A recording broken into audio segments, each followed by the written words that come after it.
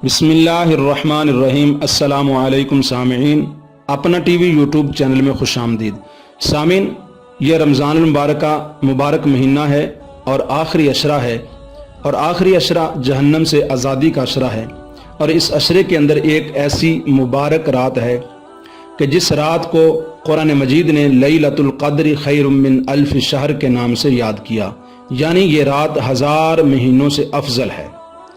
اس مبارک رات کے اندر اگر کوئی شخص یہ 4 رکعت نفل پڑھ لے، جس کا طریقہ میں آگے چل کر بیان کروں گا، تو اس نوافل کے پڑھنے کے بعد وہ جو بھی اللہ سے دعا کرے گا اس کی اللہ پاک دعا کو ضرور قبول فرمائے گا۔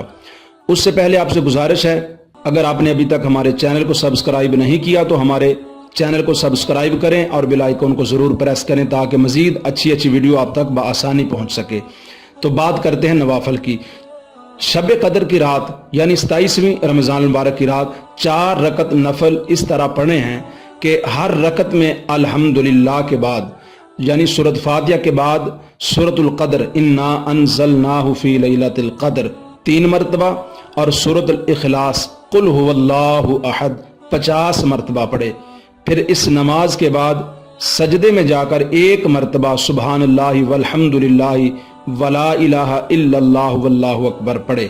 پھر اس کے بعد وہ جو بھی دعا مانگے گا قبول ہوگی، اور اسے اللہ تعالیٰ بے شمار نعمتیں عطا فرمائے گا اور اس کے تمام گناہ بخش دے گا۔